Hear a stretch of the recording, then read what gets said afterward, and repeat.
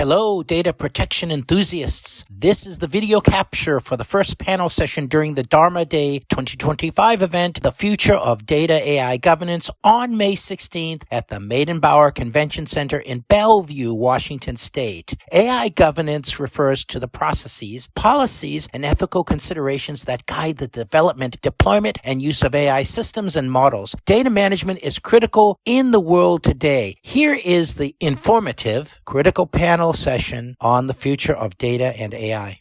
Sound, as well as the Associate Director in Global Payments Operations Reporting and Analytics at Bristol Myers Squibb. So Ruchi is a technology and data executive with a lot of experience. She has been in the data world for over a decade and built and led a number of high-performing data teams. They develop scalable data platforms and governance practices. Her leadership has shaped enterprise data strategies for industry leaders such as Microsoft Azure, Salesforce, and Tableau. Ruchi is widely recognized as a thought leader in ethical and responsible AI, and in her most recent role, she leads the data analytics and AI practice within the global patient operations at Bristol Myers Squibb. Ruchi is also a passionate advocate for diversity and inclusion and contributes to various data and cloud communities. Please join me in welcoming Ruchi Aurora.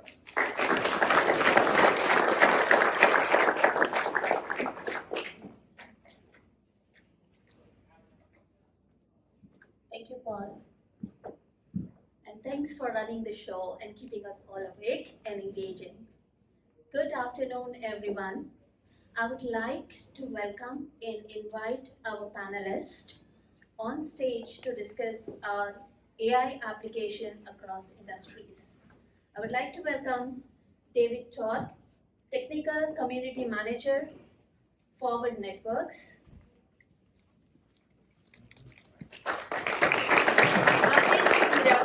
Creative Director, Red Branding and Design.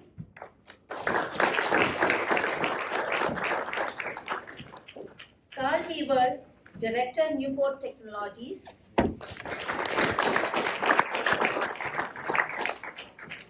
Ramya Grama, Principal Consultant, Amazon. Shilpa Tiwari, Founder, Mentor, and Startup Advisor.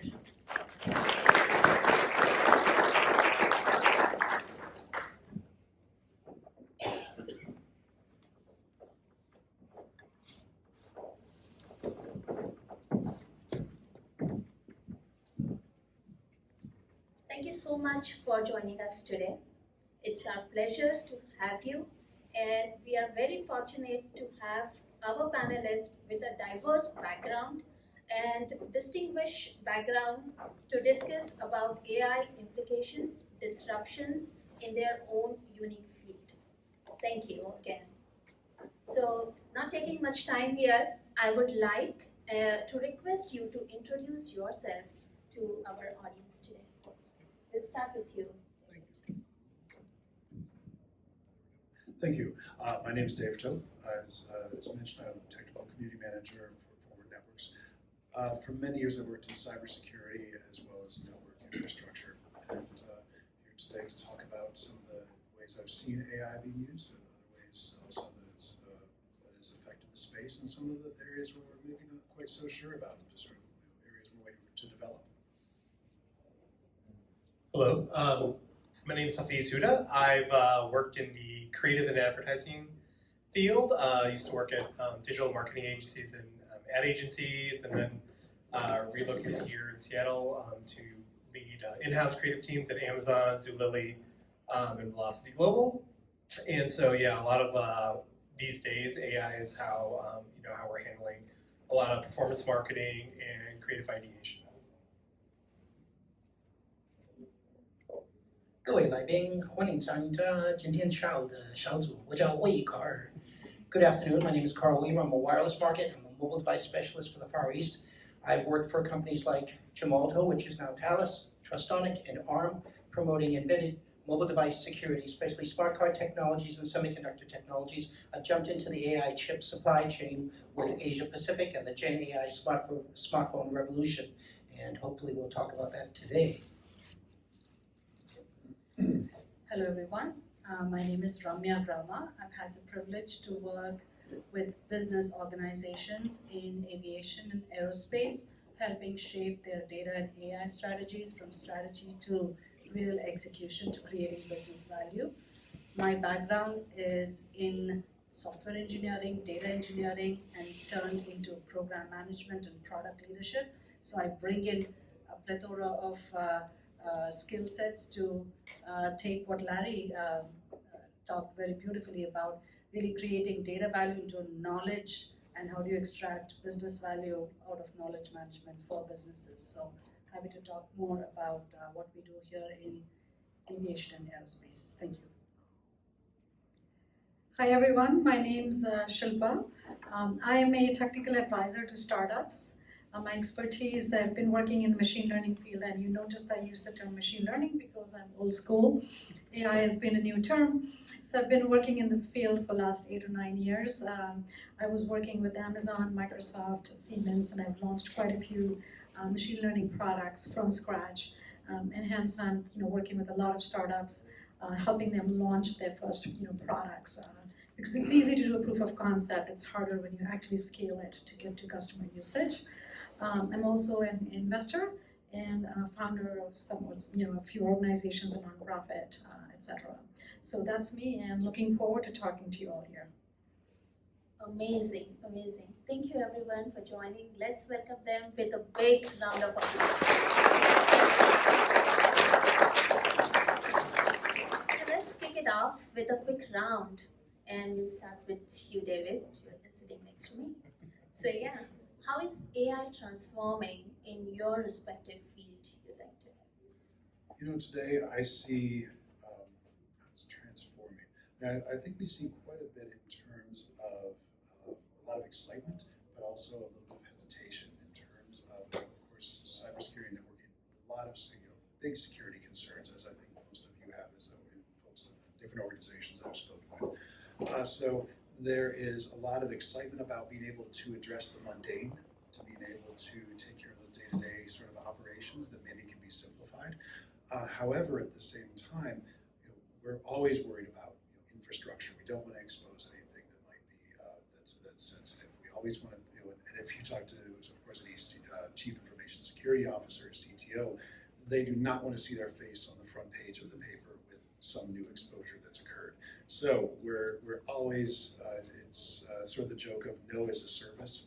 And we really wanted to say, let's slow our roll into any of this new technology. But that said, we're also dealing with, I believe it was, as Bill mentioned during his session, talking about analog data. There's just so much data, whether in network and cybersecurity, it's just constantly pouring over us and trying to find what is that really important data there. So there's excitement about it, but there's also some resistance. Hesitation is a better word, yes. Can we have your views on it? Hello. Yeah. So I work in marketing and the creative field. So a lot of it, there's either the AI hype train and the AI hater train. So it's where people are, worried about, when it comes to sort of like original art or sort of like how the models are being trained. What's the ethics of actually training models on work that's not licensed or there's people are not being compensated for? And also, when it comes to sort of content development, how can you sort of maximize output from copywriters and marketers, but also like, how do you also avoid the sort of mundane approach of how everything is being sort of trained on the same stuff, so everything sounds the same, looks the same, and you have this sort of the plastic sort of like aesthetic. So there's a lot of hope, and I think it's creating more opportunity of how you sort of are shifting creative ideation and planning when it comes to creative development, campaign development.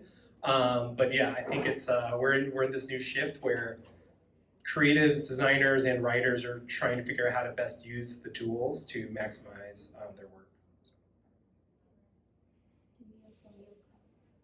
So I'm in the mobile side, the mobile ecosystem side with all of these smart devices, and I'm here to tell you AI is already in everything. It's not like it's coming. It's been here. It is here. And I focus really pretty much on, when it comes to AI, you have to really focus on these large language models. Who's designing them? Who's developing? Are they safe? Is it garbage in? Is it garbage out? Is it not? And then also the other key point, if you want to generate things, it's inference at the edge. So when you look at AI, which is actually being embedded as algorithms into semiconductor chips. Those chips go into data centers in the cloud, and then you can use AI. But there's also AI at the edge, and I focus more on AI at the edge, where your cellular IoT module is being used with AI right now to refine data, but it's also being used in your smartphone to give you Gen AI experiences with all kinds of things like video and audio, voice, data. So actually AI is here, it's here now. It cannot exist without semiconductor chips being, taking the algorithm and designing it into the semiconductor chip. And of course that goes, a data center needs a semiconductor chip going into the server. The smartphone, the IoT device, they all need the chips that drive and protect, which we haven't talked about, the AI algorithm. So really it's about data protection, data security, and the evangelization of AI, because it has positive and negative usages. So this is a great question to start with, and one thing we are seeing is organizations are looking, are having realizations in 3 dimensions. One is, yes, they want to move fast, and there's this hype cycle that they want to get onto, and then there is this fear cycle that they go into. But then the smarter ones who really want to make change, they also are going through the cycle of self-realization, where they're realizing the value of what data do I really have? How should I really care about data and build a data discipline so that I can actually run faster. It's a marathon and not a sprint. So it's a very simplistic way of summarizing everything that the gentleman said, but I value the maturity of organizations who really have that self-reflection, especially at the senior executive leadership level, and who are willing to come to the table to build the data discipline necessary. Because the way I put it is efficiency, profitability is proportional to your data discipline. If you don't have your house in order, you're just doing it for the show of it and you're not gonna run a marathon. So the question I ask our organizations is, what is your goal? What really is your goal? What do you want? Do you want to be in this industry for the long haul? Then let's get you on the right track to play for the long haul. That doesn't mean boring, long years together, data management, data governance, and a linear approach. We can still take a lean startup approach with getting you there. So that's the part that I'm enjoying a lot these days. Thank you for the question, Ruchi. I will speak from a perspective of startups and what's happening. There's a ton of good information here shared on other areas. Really what I see that the bigger organizations, they are still figuring out what to do with AI. Other than the general usage of foundational models, that it makes you much faster as an individual, at a business level, things are still being fleshed out. And that's where the startups are actually leaping ahead. I think just because of the sheer size, it's harder for bigger organizations to really figure things out. What are those use cases? What should we go after first? What would it mean to automate, right? Wherein in the startup world, you could start with something in a very lean way. So the amount of what we are really seeing is very, very interesting. Tons of good innovation and projects and products that are coming in. I'm working with quite a few startups. Somebody's doing a candidate matching. I work with a defense tech startup that's doing spatial data and AI on top of that. There's a startup that I'm working with that does AI with ads, right? So I see that the innovation at the startup level is really leaping ahead. Folks are doing a ton of good stuff. Has it really led to tangible results yet? Not yet, right? Other than the bigger ones like the Harveys and the Maven AGIs and those kinds of companies. We really haven't seen the tangible results of some of these innovations really trickle down. It will, and very fast, but it hasn't quite happened yet. And when that happens, the first step that we're seeing is mostly around productivity. So you're going to save cost, you're going to save time. We are not quite at the point where you can talk about growth or revenue. We haven't quite figured out what are those things that are going to lead to growth or revenue. We are right now in a phase of we can save time, we can save cost, and there's a ton of products that we're seeing.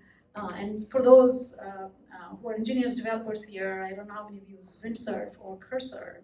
I mean, those are the examples that I'm talking about that coming from the startup community that really help you save time and cost, right? So those things are happening.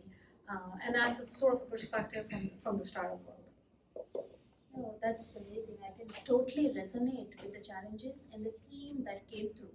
In all the industry, it's transforming, it's disruptive, and also there are challenges with the data strategy, business outcome, and how everything ties together. So in your opinion, David, what are some of the challenges and some of the opportunities that you see that AI can bring in, and how organizations are coping with that?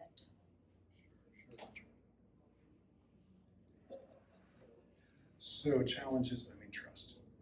Trust is huge, and I think as been mentioned a number of times today, certainly the trust of the data, trust of the models, putting them together. I think that there's always some interesting insights that we're able to gather, but how much can you really trust the results of it? And that's, especially on the network side and cybersecurity, is that you're either going to get lots and lots of results, and your engineers are going to love you for all the results, all these new false positives that you've generated, and then, or it's going to miss something. It's going to miss something big. So the trust there is got to be earned over time, and that's sort of where we are now.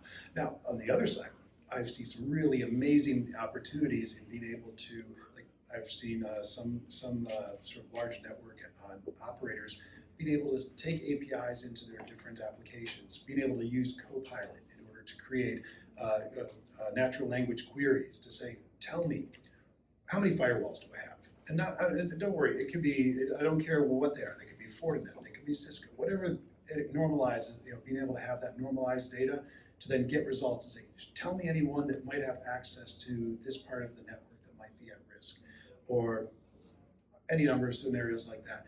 But now you've made that data so much more accessible, and I think it's come up to say, oh, does this replace the data scientists? No, this is just that first point when someone goes, oh, that's interesting. I'd like to drill into that. How can I figure out more about how that functions? That's something I think that the two working together hand in hand, I think, can offer a lot of great insights and a lot more informed decisions.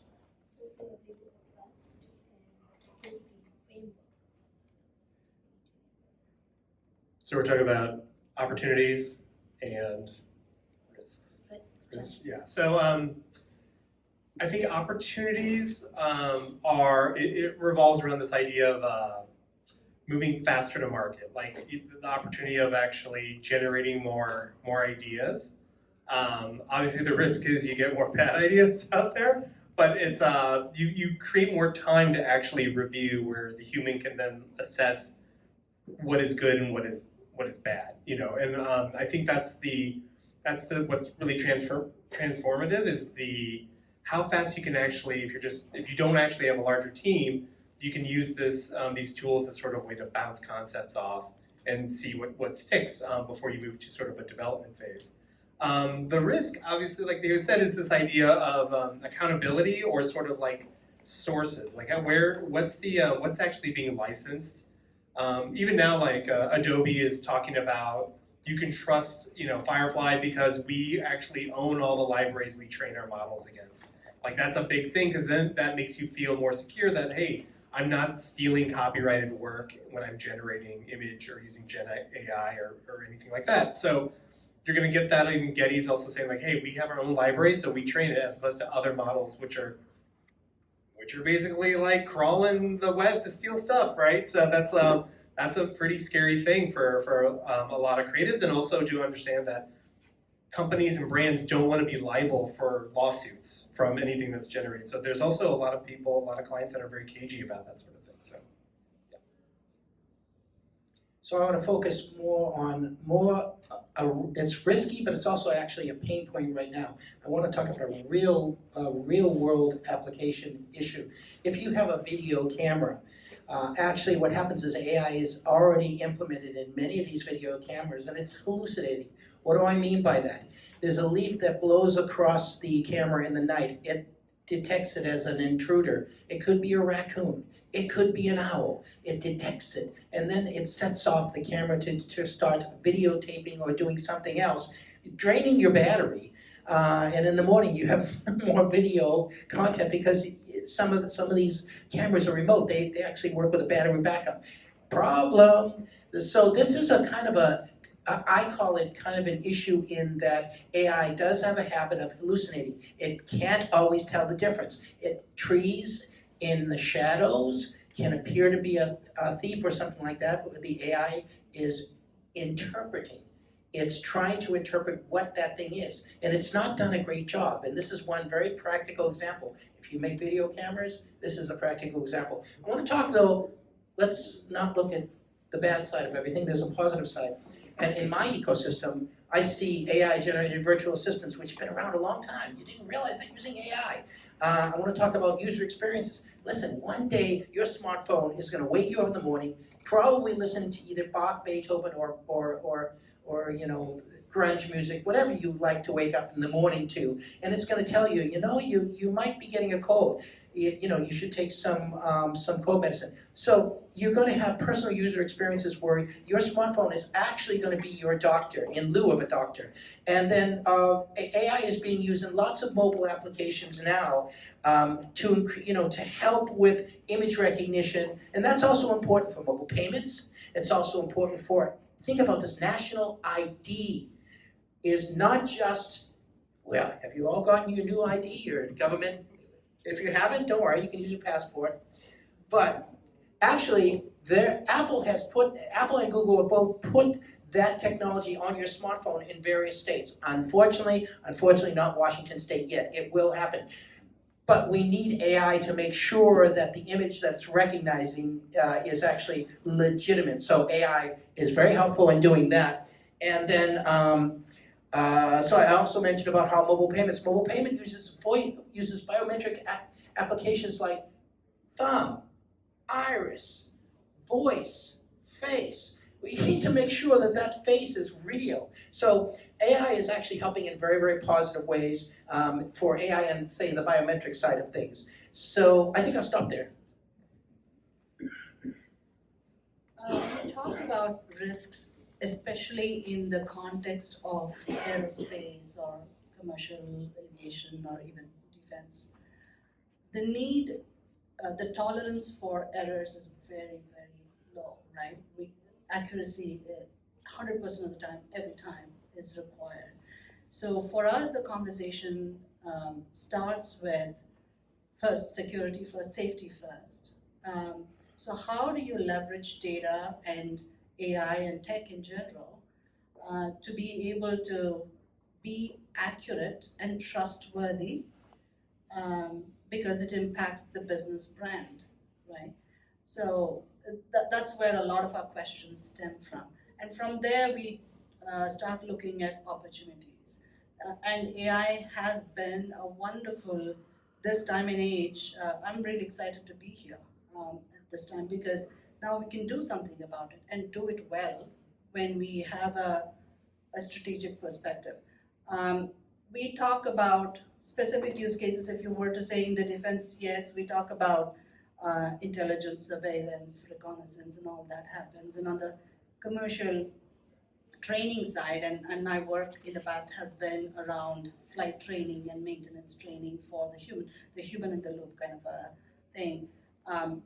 Now we can use agentic AI and also reduce the cycle time required to really realize the vision of conversational AI, natural language AI, to be an assistant to a pilot, to get better at his or her competencies much faster, and be able to continuously use the knowledge, not just data, but knowledge in a real manner in terms of real use cases. For organizations, we've looked at how businesses struggle with disparate data silos sprinkled everywhere, and we often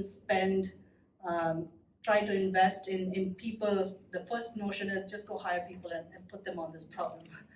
But the biggest risk is if you don't have a strategy as to where you want to go and what you want to solve for, you're just spending money on this, right?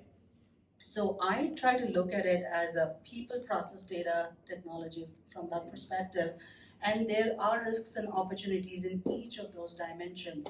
But I believe recognizing the skill set required from a people perspective now in the AI age and investing in those skill sets now is one good opportunity there. And I would like to call out to the importance and value for process. Yes, we live in the AI world. I'm telling you, process is underestimated these days. We think that the AI system can can do some mind reading and kind of figure out what's needed to be done, right? So maybe it can do that someday by capturing some of the meeting conversations or whatnot. Yes, to someday it can do, but the level of accuracy that is needed in this sector, at least in aerospace and aviation, is so high. We tend to not underestimate the importance of that and work with technology as an enabler to help the human-led experiences to get better, right? So talk about even IoT devices in any of these sectors. They're all good, great. We apply the whole zero trust architecture, cybersecurity, all that is there. But at the same time, we can't go in with a just point-in-time solution or a point-in-place solution. We have to look at it holistically. So that's where we are looking at. Awesome. A lot of touching on trust issues. I'm going to skip that part. It's established that is an issue. I'll cover some other risks here. I'll cover three. Basically, privacy is a huge issue. All these models need to learn. They learn on the data, and data invariably has types of data that you do not want in certain situations or landscapes, right? And some people are doing it well, some aren't. So, I was talking to a founder in the legal industry, and I mean, there's just so much caution you have to take to make sure you're not using one customer's data to train. You cannot do that, right? It's just very private data. So it's a huge, huge issue. I don't think we have figured out a good solution yet. And regulations are always so far behind, so I don't know what's going to happen there. We'll see. The second risk that I'm going to talk about, which is really even talking about cutting edge systems. So I don't know if it was, I think in the news, somebody actually hacked most of the foundational models, Gemini, Claude, and whatnot, to generate harmful content. So if you actually go and ask ChatGPT for medical advice, it is supposed to say, I cannot give you medical advice. If you've done that, you actually get that answer. It's a very canned answer. It's been trained to do that. But somebody actually hacked it, and the hacking wasn't that hard. They were actually to put through configuration that able to get harmful content. So this hasn't quite permeated yet or trickled down. How do you prevent these systems and really truly preventing harmful content and people can't hack into generate that? If somebody could generate, tell me how to make a bomb, right? These things become so easy. The third risk that I'm going to talk about maybe is when we're talking about agentic systems, especially multi-agent systems, these agents are talking to each other, right? And these are conversations that are just starting to happen. I mean, there's a research paper that has just come out, where they're talking about collusion among agents, miscoordination among agents.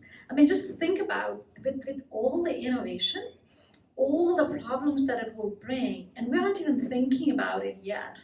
So there's so much to do and so much maturity, and I hope some of these things there is a broader, more often conversation. So I really thank you for asking the question about risks. Touching on the opportunities, I really truly, I mean, there's a ton of other things that are happening, but if I were to pick number one, I'm truly excited about what it's going to do to us as humans. I think our brain power, our potential will be X'd, I don't know how many times, just pick a number. Like, we can do so much more. And I'm really super excited about that. And I see that with myself, a lot. I'm able to do stuff that would take me weeks to do. So I'm super excited about those opportunities. And I think it hasn't quite trickled fully yet.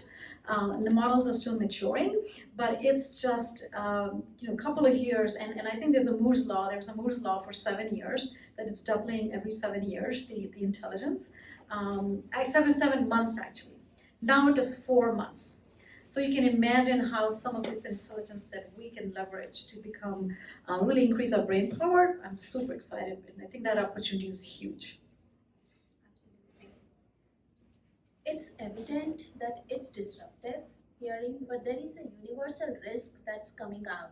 It's trust, security, scalability, data, and training the model itself. Now, when you think that the models are not mature and there are obvious risks, how do you advise the companies in their AI readiness journey? Let's start with you, Shilpa, this time. Yeah, thank you. That's a very interesting question from a scalability perspective, and this is DAMA is about data. So I think the number one thing from a readiness perspective is data. Like, do you have the data that is feasible? Because there's a lot of conversations I have where there's a ton of great ideas, and they would work if there was data, but there's not enough data to do that, and so that's sort of number one. Nowadays some data can be synthetically generated, so that's true, but still there is challenges. So number one thing I talk about is data. Do you have the data from a readiness perspective? The second thing I talk about is talent. Do you have the talent to really figure out what do we go after? So I'm not just talking technical talent, right? The talent has to be multiple, both pronged. Like, has to be from a perspective of really identifying what are the processes, what are the workflows, what are the areas that we're going to make intelligent using AI, what are the top 2 priorities we're going to go after, right? Really nailing some of those down is extremely important, because otherwise we'll be chasing stuff that is not going to bring value, that is not going to move the needle or make a dent.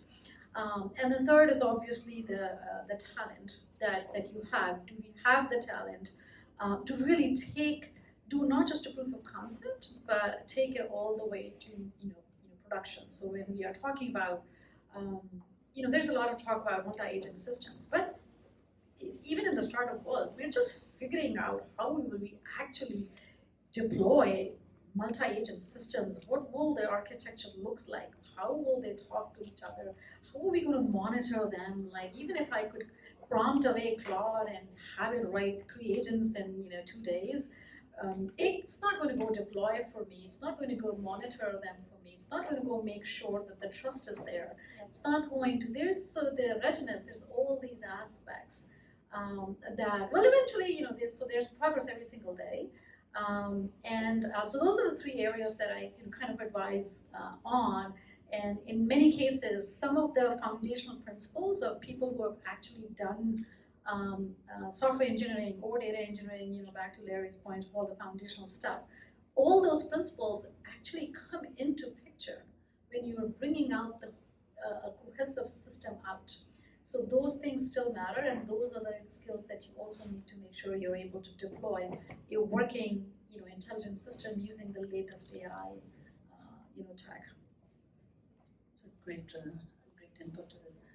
I would add on to what Shilpa said from a perspective of helping businesses look at it from fundamentals of what are the outcomes you're after, number one. What are the user experiences you're after that tie to those business outcomes, right? And that will help us pull the business context. And I'll say that, for example, we've run a couple of initiatives around that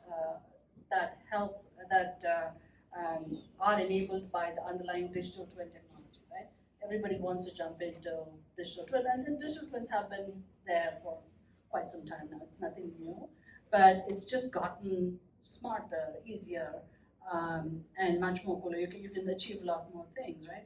But organizations fail to understand the power of that. And instead of just randomly shooting from the hip, I would like to see organizations pick a specific business use case where they can realize the value. And because often the question is this a research project or where's the ROI, right?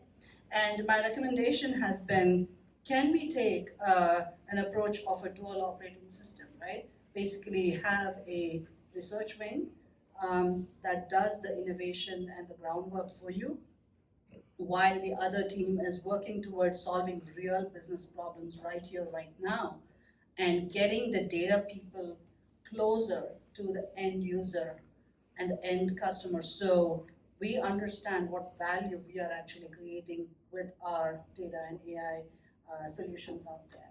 So a lot of this comes down to leveraging the right technology, getting the right people in front of the right processes and step in the organization, and a conversation with leadership as in terms of how are you designing your organization. Can you benefit from a leaner organization where you can have rapid prototypes with some of these technologies, and you can achieve 10x, definitely, when you do this. But there is an aspect of mindset shift that we've been working on. It's evolving. Yes. So when you speak about edge devices, they need to take all of this data and they need to bring it into the cloud. So why is that important? Well, it's important because, first of all, before you send it into the cloud, you need to refine, slice and dice that data to make sure only the most pertinent data is going into the cloud, because it's expensive to send anything into the cloud.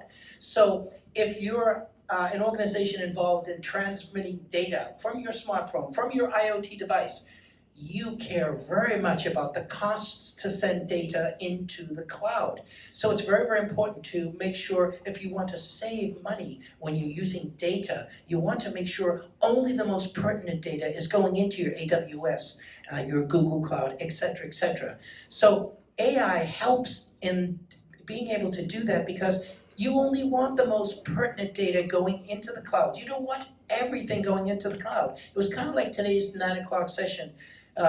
What is it? Garbage in, garbage out. What is that? GIGO? Very cool acronym. So that's what I think is important for all of these enterprises that use data to realize. Data can be the new gold, but if your data is going in and it's not cost effective, then it's not improving your ROI. I think, like you said before, it's like, what are the outcomes that you're trying to achieve, and what's the use case for these scenarios? Because the work that, at least for marketing or even creative, some of it doesn't see the light of day, or it's not customer facing, but it's there in a way that you can work in a safe space, but you can sort of rapidly ideate and come up with concepts and actually lay out like plans for how you're going to operate for the sort of map of the whole project.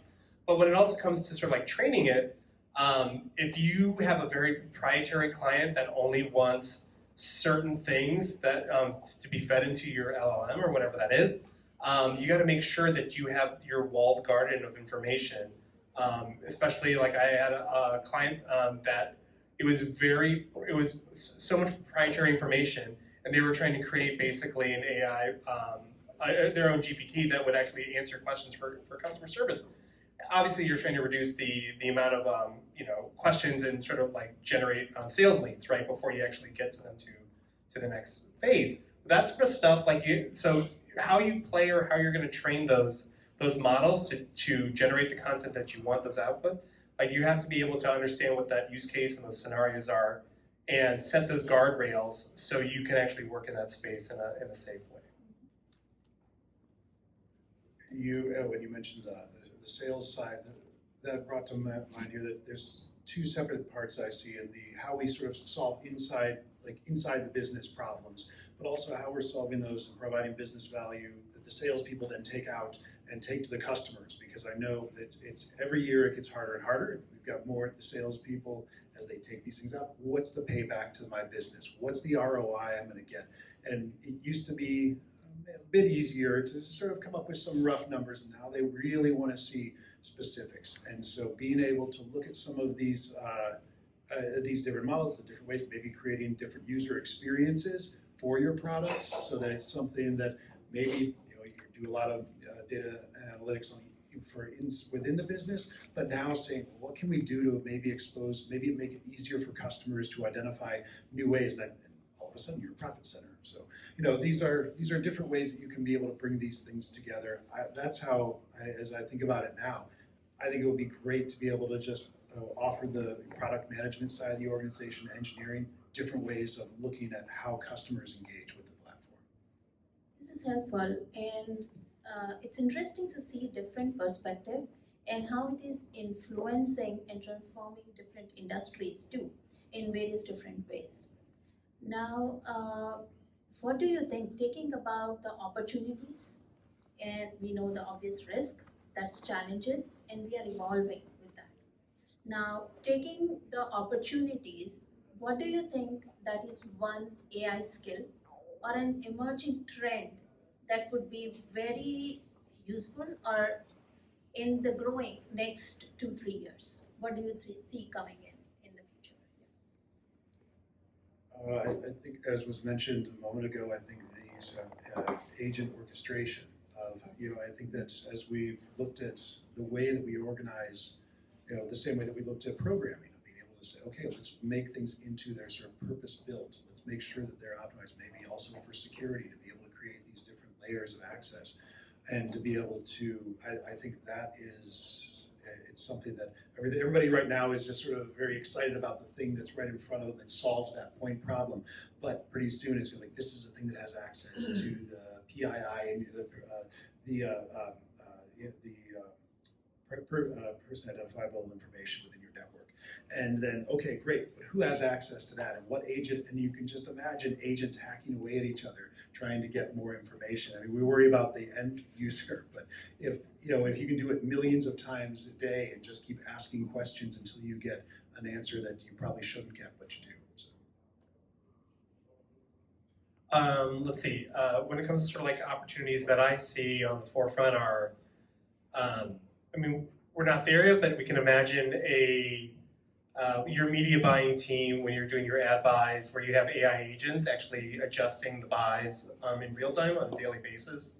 So they can actually lower the lever, like you're constantly changing those buys. Sometimes you're doing it like on a weekly basis, but to do it in real time and daily to maximize your spend, that could be a thing that I see as like a opportunity of how.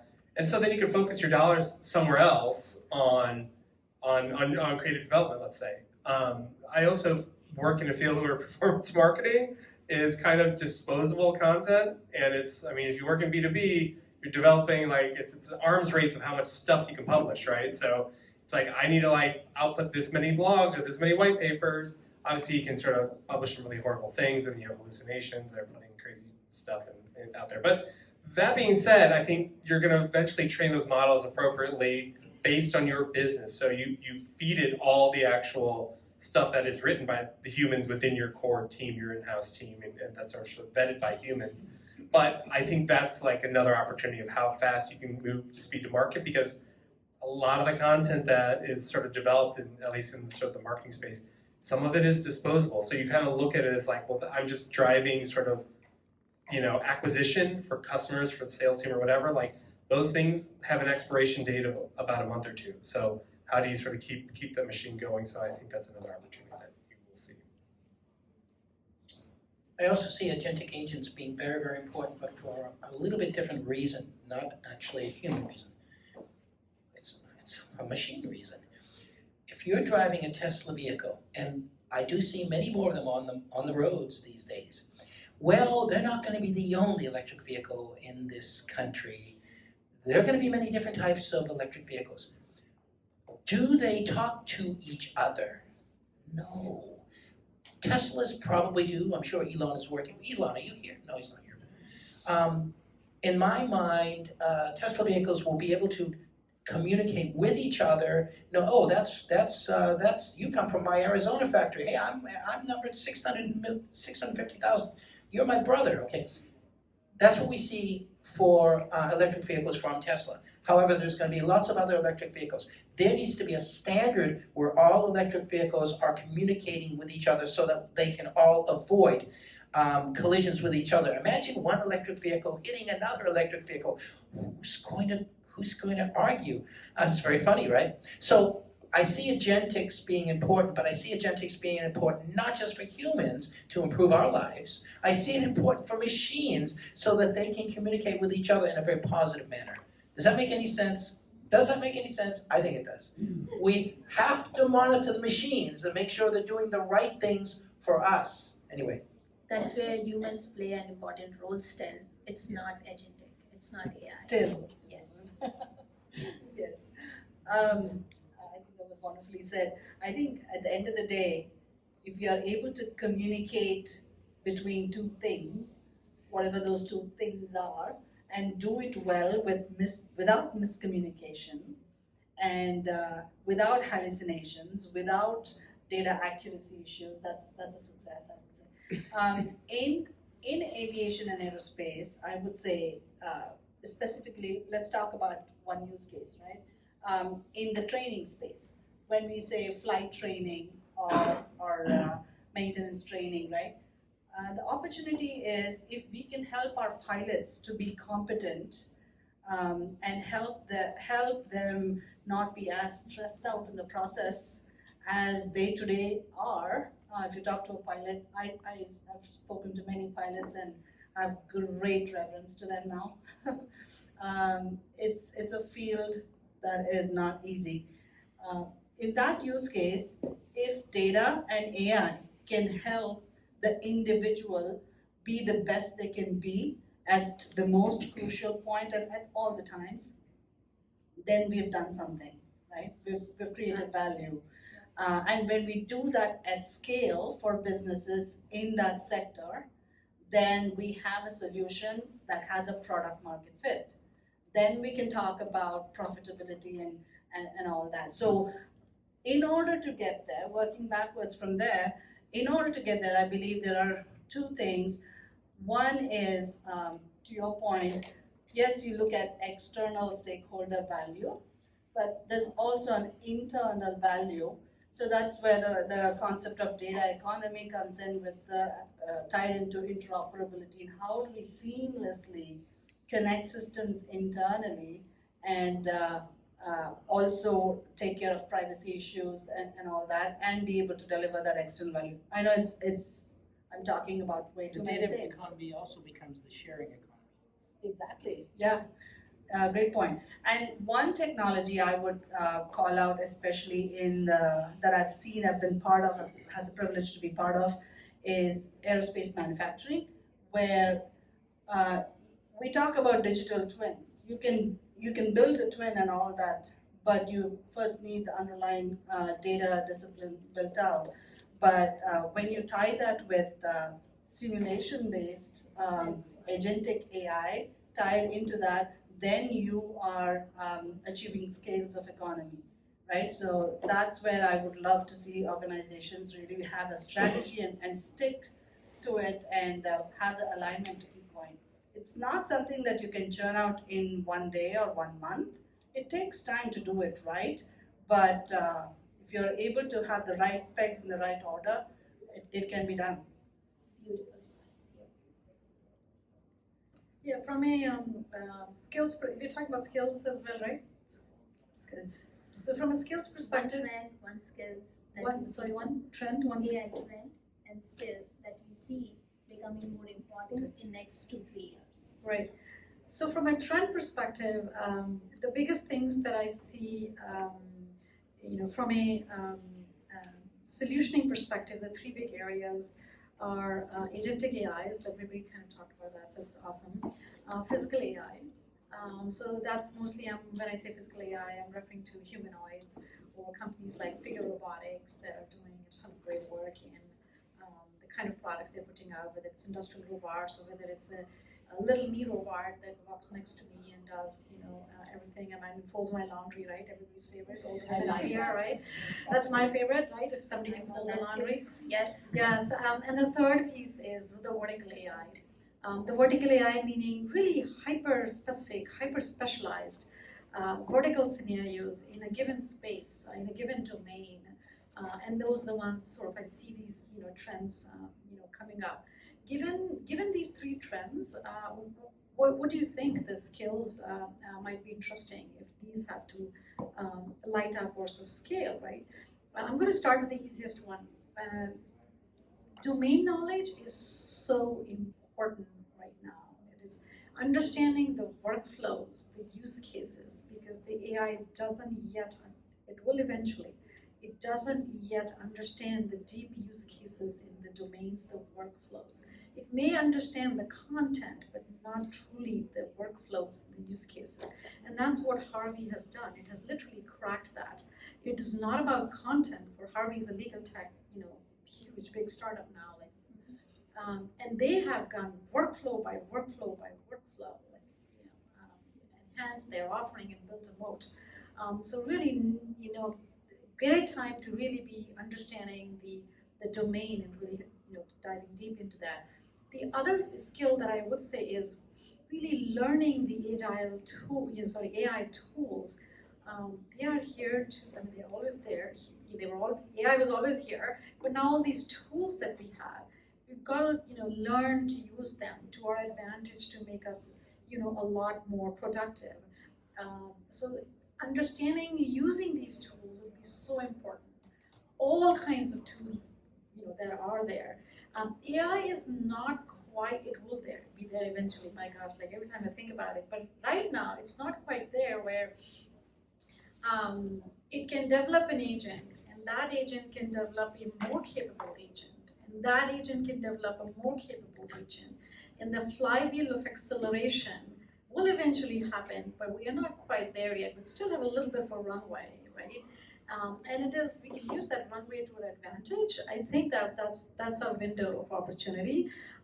Besides that, I often wonder about how it's going to play out after that. I don't know how many of you do. I do. Obviously, I have a lot of theories, but it's going to be, this is the most transformative time in human history, or what I would see in my lifetime. So it's just an amazing time. I hope you're thinking about how things are going to play out. What if the agents do this, and then what, and then what, and then what? So yeah, that's my perspective. I totally agree. It's just the beginning. And we are in the interesting time we are in. And AI is going to be transformative. AI is going to be disruptive.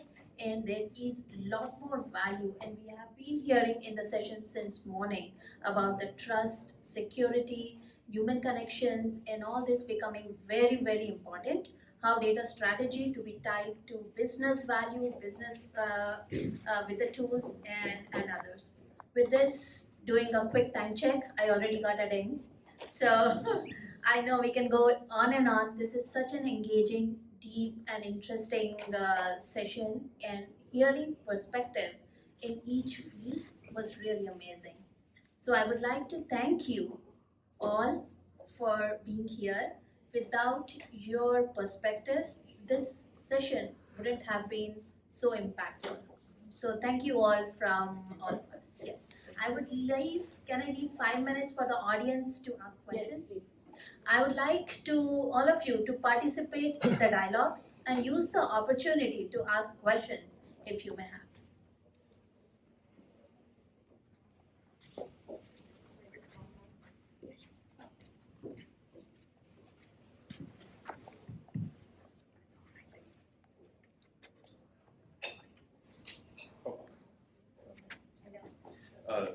My question is for Mr. Huda. On the topic of intellectual property and training models on unlicensed or unattributed works, do you think there's a legislative response that's probably the most effective, or do you think the solution for how we deal with that problem is best suited to come from the industry? I think it's going to be part of, it's a 50-50 thing. I think you're going to find winners in the marketplace that can guarantee licensed content. I think that's already being used as sort of marketing language for Adobe and Getty, like how you can trust this content. There's other things like copy.ai and other things that are, what's the other one? Cite.ai is sort of touting the ability to sort of cite references when it comes to sort of like research. So people are going to trust Perplexity or Cite more because you can sort of back it up with licensed resources. But I also think the government will need to step in to really enforce deepfakes. Grok already has the ability to undress people's photos, and so then you sort of have revenge porn and all this other stuff that there needs to be sort of a national legislation to sort of prevent deepfakes, because you're going to get things in the next political cycle that is going to be sort of fake sound bites and things like that, and without being able to enforce that stuff, or the tools being able to label that this is a fake piece, like somehow there's some watermark, something around there, that's going to be really key. Thank you. I have a lot more questions, but we can talk about that. Thanks.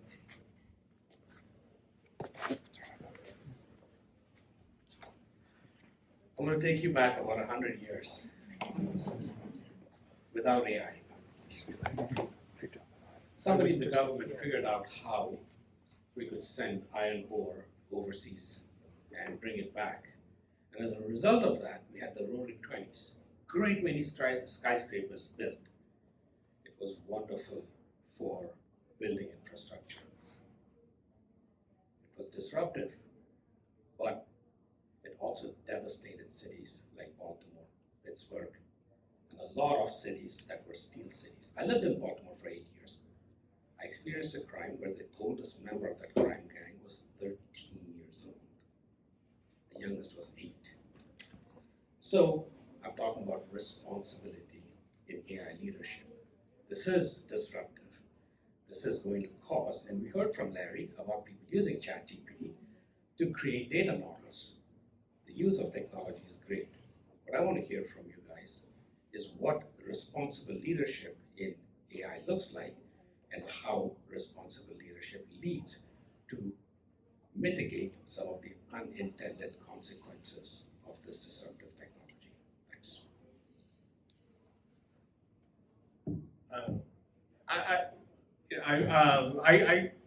When you talk about that, there's also been parallels to colonialism on how certain countries profited off of third world countries, right, during colonial, and this is sort of like big companies are going to profit off AI off of low income or sort of basically other resources from other countries and cheaper labor workforces, exploiting that. But also there's the environmental impact of people using even these tools to do basic search queries is still a tax on the servers and the throughput on how it's going to exhaust environmental resources just to process this stuff. So I feel like there should be some sort of national sanctions on how you can sort of cap that output without some other responsibility or some tax on the data centers that are sort of exhausting these natural resources. That's how I see it. I don't think our government has sort of caught up with how fast the technology is moving and the impact of what's happening in the environment. I'd like to share by saying that, first of all, leadership starts at every level, right? At an individual level, and family, community, nation, and so on and so forth. First of all, trying to understand the power of what we have and the impact it can create. There has been a lot of talk about responsible AI, explainability, and all that stuff. But what is all that translating to, right? What has actually tangibly happened out of that conversation? I would like to see, first of all, starting with having well-defined AI tenets, right? What are things that we as a species are okay for technology to cross boundaries into, and what are our non-negotiables? And we need to get on the same page at that level. And then from there on, at a community, state, nation wide, I would love to see policies, AI ethics policies or responsible AI policies, where we enable innovators and at the same time hold them accountable to certain standards and tenets that we have all agreed upon, right? That's, at the end of the day, that's what it comes down to. And the third angle to that is, how do you look at profitability versus prosperity, right? That's at the core of a lot of the conversations that I have. Is it always about the dollar money, or are we talking about prosperity as a whole? And what is it that we are willing to trade off and not? So I talk about it from a people, planet, and profitability together is what creates profitability, right? And we've seen this in several international forums, climate change conferences and conventions. Talk about all big things, but what does it really translate to the person at the end of the street or in a home? Talk about sustainability, whatnot. How are we holding companies responsible for the carbon footprint that the data centers are emitting with all the compute power that we are building? First of all, do we have a baseline of where we are going at, right? And how quickly can we self-reflect and self-baseline in terms of what is the impact of innovation and how can we minimize that impact? So there are several angles to this. I would love to see key stakeholders come to the table and start with tenets and policies to balance both acceleration at the same time accountability. I'll add one very quick point to that. Legislation is always historically, always many steps behind innovation. And that will be the case even in the AI case. It is already the case in the AI's case, right? What I'm seeing and is very interesting, and I hope that continues, is that academia actually is in locksteps with innovation. And the kind of risks and responsibilities and potential things that they are identifying, it's actually coming through research and research papers from academia. So they are a little closer to innovation than legislation ever would be. Because of them, we're even able to understand some of the risks that your and my brains might not be able to anticipate because we are not always up to date with the innovations and the speed with it is just moving.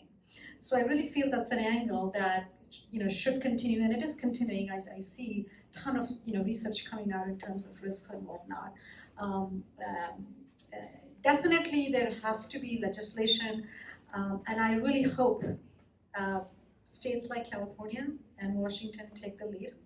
And that's kind of where I'm putting my words in, to see something come out of California and Washington follow, and then states follow, or something come out of Europe. Usually some of these regulations come out faster in Europe, so I hope they come out and then you all follow. They will, but I hope that they are closer to the innovation speed than really spread out.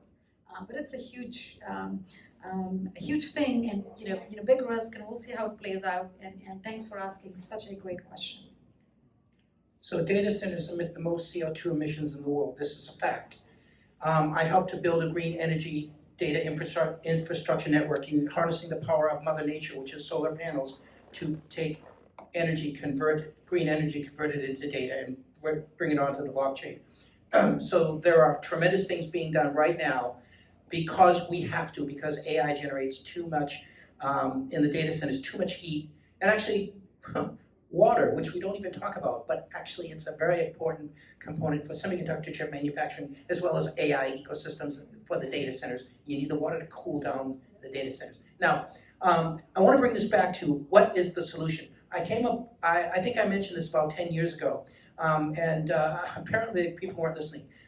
It's more than just AI, it's more than just data. It's really about your self-sovereign identity, right? Number one, but number two, how do you solve that? It won't be solved by us talking. It'll be solved by a United Nations-like organization monitoring every single person that's involved in developing the technology. That's how you will solve this problem. And I say let's start with Silicon Valley, and then I say let's start with the mobile network operators, because they're the ones who are actually delivering you your generative AI. They're the ones that are delivering you your wireless technology, your voice, your data. It's actually being done through mobile network operators. So if you want the answer to the solution, we need a United Nations-like organization. We don't have it. We have United Nations, right? But we don't have an ethical organization that has teeth to bite into people that do harmful and malicious things. And by the way, there are data brokers all over the world who want to salivate by stealing your data and selling it to everybody else.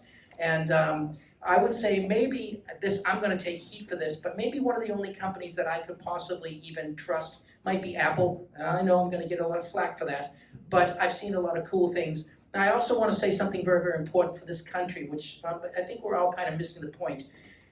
TSMC has brought their semiconductor chip manufacturing down to Phoenix, Arizona. That's very, very important. I was involved 8 years ago trying to lobby to bring TSMC to the state of Washington next to Everett in order to put the semiconductor chip manufacturing here, because what do we have? Power, lots of water. They don't have water in Arizona. However, they got that business, we lost it. Okay, alley-oop, that's the way life is. However, when you look at sustainability, green energy, when you look at AI, when you look at security, these are actually all very interrelated. We are blessed to live in a very, very important state for actually the activity of all of this, especially with AI. We are blessed. I just wish that we had the opportunity to bring some of that semiconductor chip manufacturing from Arizona back up here in Washington State. By the way, TSMC actually has a packaging facility in Camas, Washington, actually right now. They've been there for 10 years. We did have semiconductor chip manufacturing here in DuPont with Intel. Unfortunately, they jumped ship. They're not here anymore. That's life. This still is a great place to invest, and that's why I'm saying we need to really think beyond. Look, Taiwan is the source for 90% of all this semiconductor chip manufacturing for AI chips. Let's lobby where the source is. You want to find solutions? I've just told you a solution. I'm not a political figure. I'm just a business development guy. But I do think that there are lots of things we can do to solve this problem. Thank you. Thank you all. Okay. Yeah, just mostly just a small observation that I think that a lot of the fundamental principles of services architecture apply here. We've been doing services architecture practically forever, EAI. We created the enterprise services buses. Most recently, we're doing domain-driven development and microservices. And so we know that there's a set of very important fundamental principles involved in creating effective, well-performing, scalable service architectures. In fact, I've got a 4-part series of articles on TDAN that talk about this, especially from a data perspective, about things like making sure your data is defined and persisted at the correct level of the architecture to avoid what Mark Fowler calls the end times end connections problem that can tank the performance and scalability of your services architecture. But I would just encourage people to keep the fundamentals of services architecture in mind when you're creating products or solutions using AI agents. Thank you. Thank you. That's a great reminder. That's a great reminder, Larry, again. Thank you. We have to close it here. Thank you so much for your time. I know definitely we will need a follow-up and again another session